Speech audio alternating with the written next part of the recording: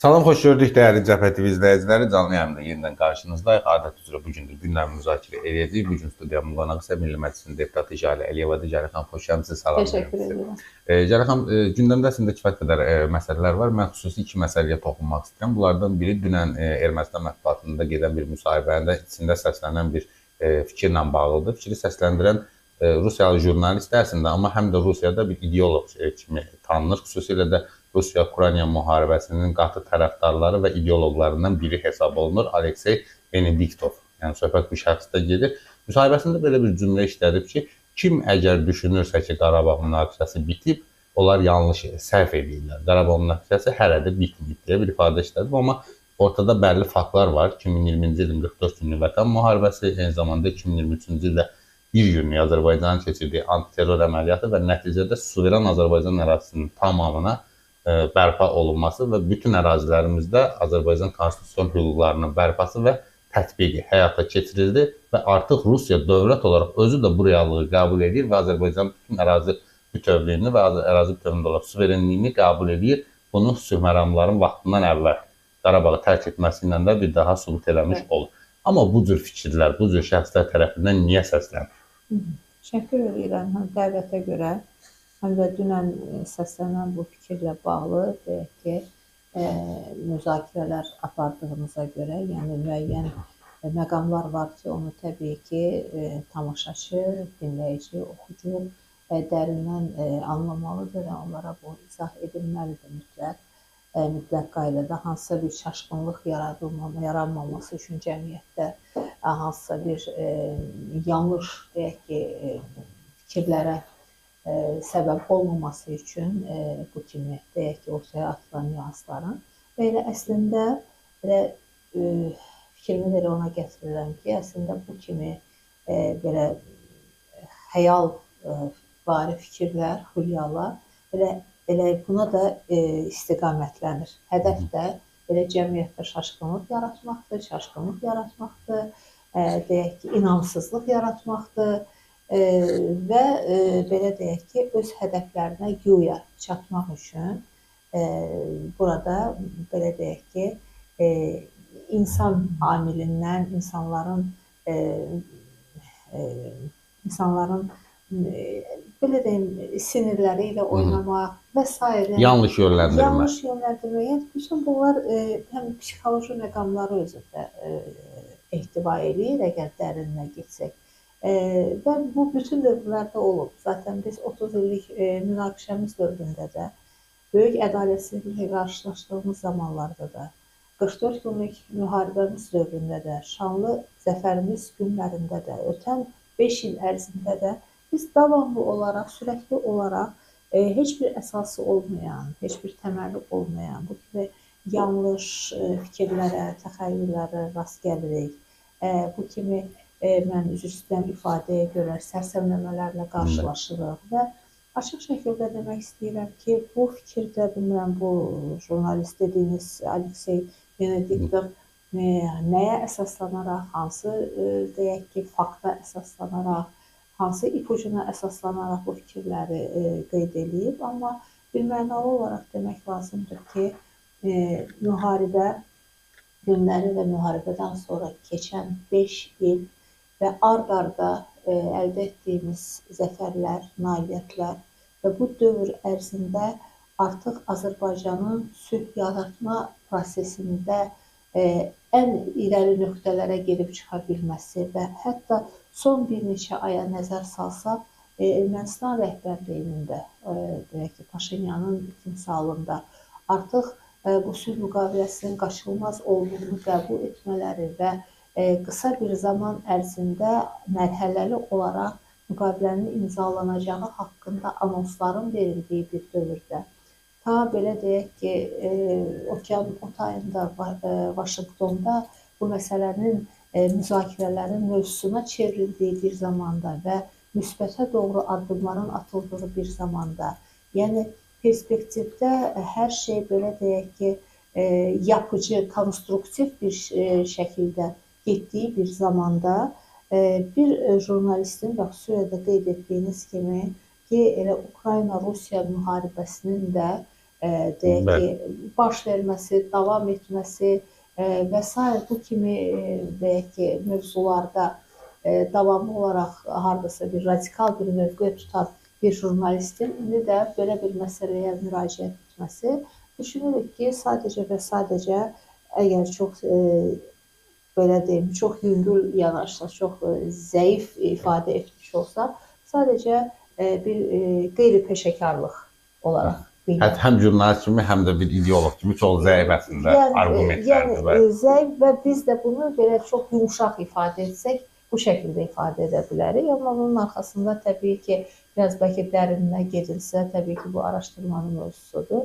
Bəlkə də onun özünün şəxsində, şəxsiyyətində müxtəlif yəqin ki, məsələlər, nüanslar ortaya çıxa bilər əqidəsində və yaxud da ki, deyək ki, biz məsələn çox qarşılaşdıq özgə dəyirmanlı su tökənləri, biz çox qarşılaşdıq kimlərinsə əlində alət olan şəxslər, ölkələr, beynəlxalq təşkilatlar hətta və hətta çəkinmədilər bunu etməkdən.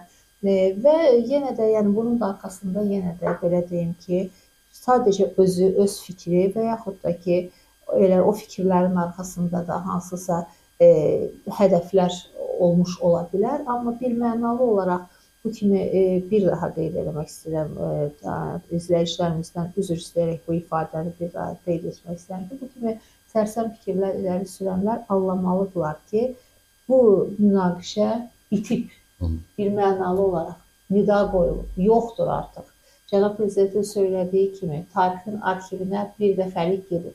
Artıq Dağlıq Qarabağ mövzusu yoxdur, o ifadə belə yoxdur, münaqişə də yoxdur, qaçqın köçkünümüz də yoxdur. Artıq bu torpaq Azərbaycanın idi, Azərbaycanın da oldu və nida Qarabağ Azərbaycandır.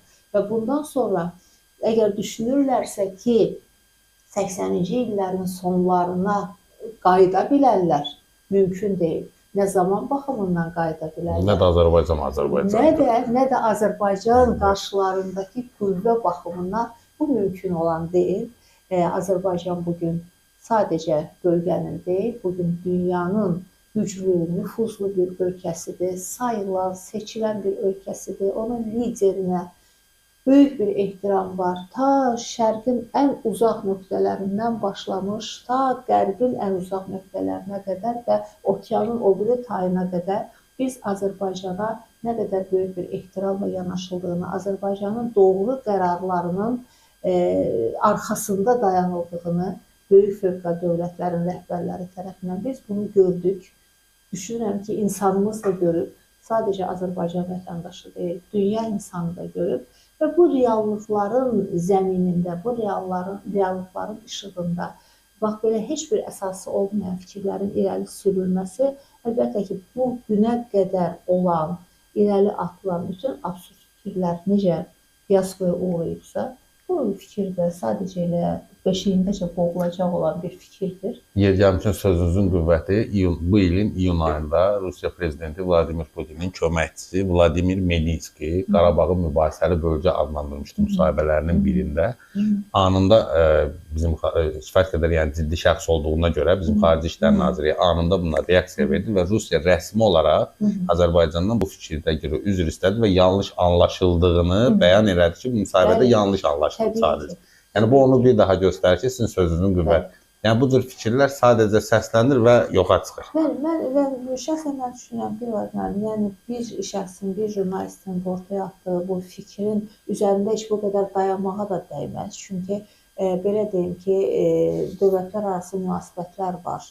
Deyək ki, iki tərəfli, çox tərəfli münasibətlər ortadadır. Beynəlxalq prinsiplər var və düşünürəm ki, biz birinci növbədə hansısa bir, deyək ki, ortaya atılan fikrə münasibət bildirərkən, biz birinci növbədə yəqin ki, həmin ölkənin rəsmi qurumlarının, rəsmi təmsilçilərinin fikirlərinə birinci növbədə istinad eləməliyik və reallıqlara. Təbii. Hazırki vəziyyət, hazırki beynəlxalq əlaqələr, münasibətlərimiz hansı yerdədir, hansı nöqtədədir və biz hardan gəlmişik, nəyə nail olmuşuq və haraya gedirik? Haraya gedirik Hədəfimiz- məsələsindən davam eləmək bəli. istəyirəm. Ona Zəngəzur görə dəhlizi də- məsələsində bir keçid eləmək Nə istəyirəm burada. gözəl, nə gözəl. Cənab Prezident İlham Əliyev Qazaxıstan səfərində çox maraqlı bir fikir işlətmişdi. 2028-ci ildə Zəngəzur dəhlizi fəaliyyətini yəni başlayacaq artıq. Bundan əvvəl də biz Ermənistana bir jest olaraq güzəşt elədik və Qazaxıstandan gələn taxıllar bizim yəni Azərbaycandan keçərək Ermənistana getdi, çatdı. Yəni bu bizim bir jestimiz idi. Təbii ki, Zəngəzur dəhlizi açılandan sonra bu məsələlər nəqliyyat və infrastruktur baxımından daha fərqli istiqamətdə gedəcək. 2028-ci il rəqəmi əslində kifayət qədər əvvəllər də bir neçə dəfə səslənib bu məsələ. Amma Ermənistan yenə deyirəm, düzdür, proses sülhə doğru gedir, sülh prosesi gedir. Amma nə qədər olmasa da Ermənistan bizim üçün etibarsız tərəfdaş sayılır istənilən məsələlərdə. Çünki biz dəfələrlə bunun şahidi olmuşuq və yaşamışıq bunu real olaraq. Biz Ermənistana nə qədər etibar edə bilərik Zəngəzur məsələsində sırf? Çox doğru söylədiniz. Biz bir əsrdə bir neçə dəfə, 4 dəfə, bəlkə daha da artıq qonşumuz, təəssüflər olsun ki, yəni tarixi dəyişmək olmur, taleyi dəyişmək olmur. Məcburi qonşumuz tərəfindən davamlı olaraq, belə deyim ki, xəyanətə məruz qalmışıq. Bu bizim bədii əsərlərimizdə də öz əksini tapıb. Amma zaman keçib, tarix dönüb, nələrsə unutmuşuq. Bizim o genimizdən, qanımızdan gələn sülh pərvərliyimiz, əmin-amanlıq içərisində yaşamaq istəyimiz, arzumuz, qonşumuza hər bir zaman yaxşı davranmaq istəyimiz və s. zaman və bir də təbii ki, 70 ildən artıq Sovet imperiyasının əlbəttə boyunduruğu altında yaşadığımız zamanlarda da zorla bizə deyək ki, təlqin edilən bu beynəlmiləlçilik və biz beynəlmiləlçilik havası altında uyuduğumuz zamanlarda qarşı tərəfin təəssüflər olsun ki, pərdə arxasından silahlandığı, hər mənada, həm ideoloji baxımdan, həm fiziki baxımdan silahlandığı zamanlar əlbəttə ki, oldu. Və biz gördük, dəfələrlə bu xəyanətə məruz qaldıq və son 5 ildə də, belə deyək ki, kapitulyasiya deməli qərarını imzalayan, aktını imzalayan tərəf olaraq, yəni tamam da fiyaskosunu qəbul elədi, məğlubiyyətini qəbul elədi bu ölkə və imzaladı bu məğlubiyyəti. Ondan çox qısa bir müddət sonra tamamilə fərqli addımlar atmağa başladı və 23 saatın ərzində sizin də qeyd etdiyiniz kimi antiterror əməliyyatlarını nəyə görə keçirdik? Çünki terrorçu qüvvələrini razılaşmanın bəndini yerinə yetirmədi, terrorçu qüvvələrini yerləşdirdi və yenə də yəni o belə deyim ki, xəyanətkar, qərəzli ideologiyasından, siyasətindən əl çəkmədi qarşı tərəfdə. Davamlı olaraq Azərbaycanın əleyhinə istər 30 il ərzində, istər müharibə günlərində dünyaya yanlış informasiya, yanlış təbliğat, yanlış propaganda ixrac etdilər.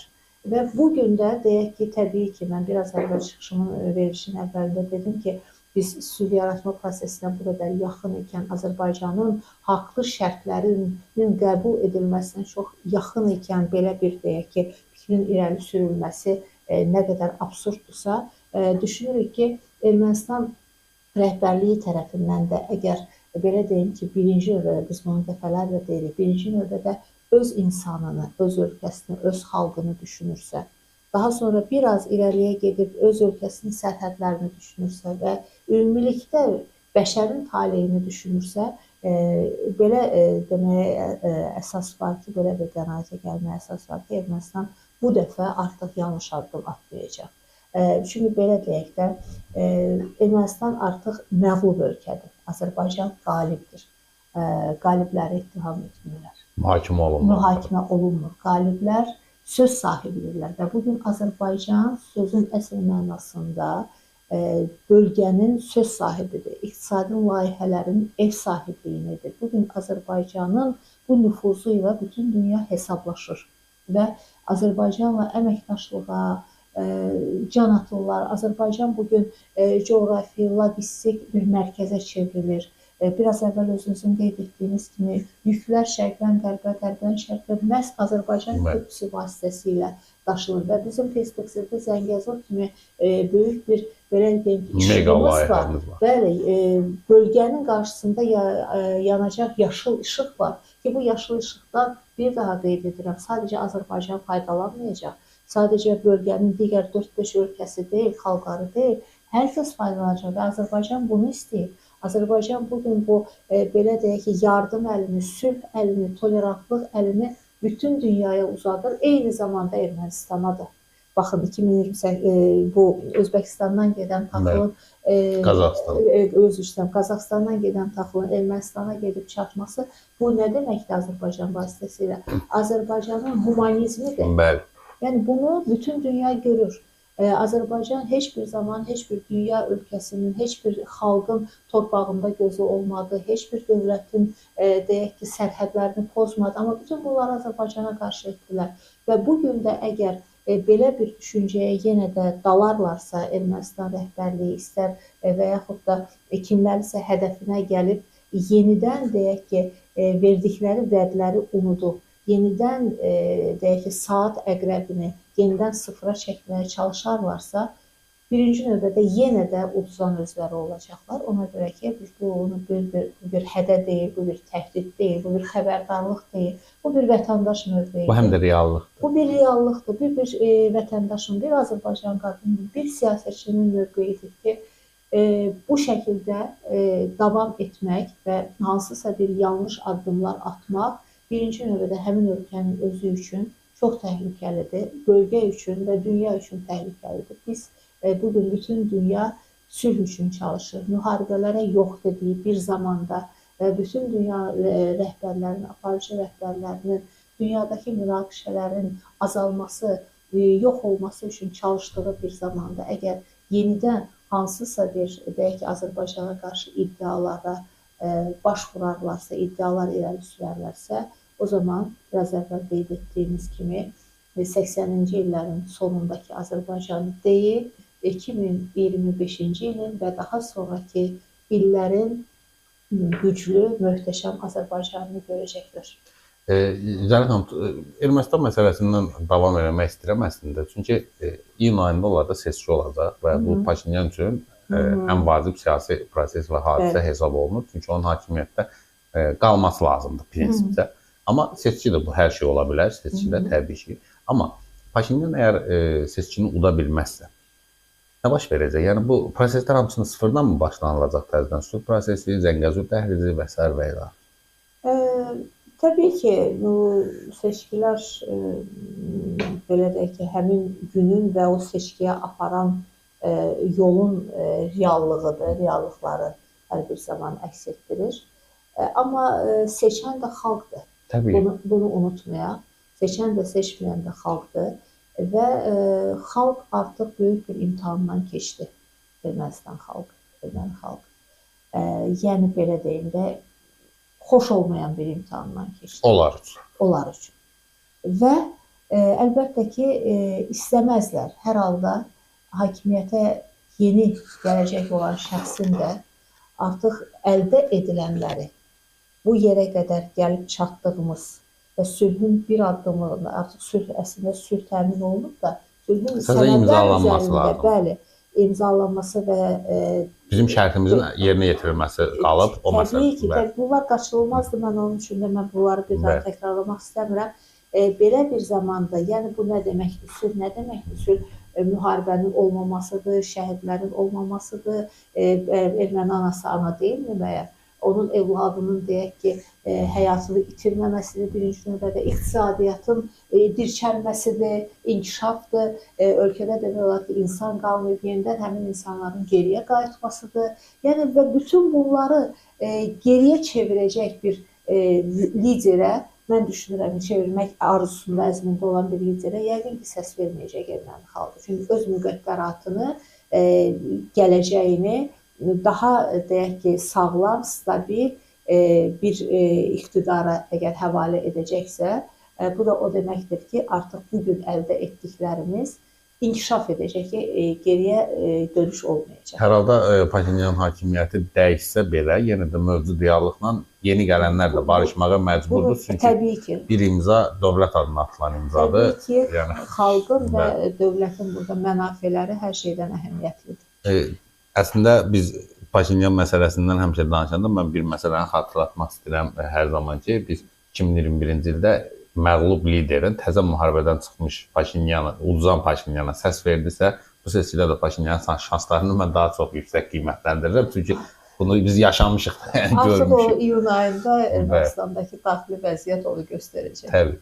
Çox təşəkkür edirəm Cahirə xanım. Mən də sizə Dəvətimi qəbul təşəkkür elədiniz, edirəm. gəldiniz. Bilirəm sizin iştirakınız kifayət qədər gərgindir. Sağ Vaxt olun. ayırdığınız üçün Təşəkkür təşəkkürümü edirəm. bildirirəm. Dəyərli Cəbhə TV izləyicilər, hər birinizə dərin təşəkkürümü bildirirəm. Bizi izləyirsiniz, baxırsınız. Təşəkkür edirəm hər birinizə. Mən rəyləri ümumiləşdirib Cahirə xanıma təqdim edəcəm. Yəni müəyyən müsahibələrdə yəqin ki, bu məsələlərə də toxunur. Bizim ayrılan vaxtımız başa çatdı deyə mən davam eləmək istəmirəm rəylərdən. Hər birinizə dərin təşəkkürümü bildirirəm. Bizi izləməyi unutmayın. Verilişi də bəyənin, paylaşın, kanala da abunə olun ki, bununla həm də bizə dəstək olmuş olursunuz. Sağ olun, növbəti canlı yayımlarda görüşmək ümidi ilə hələlik.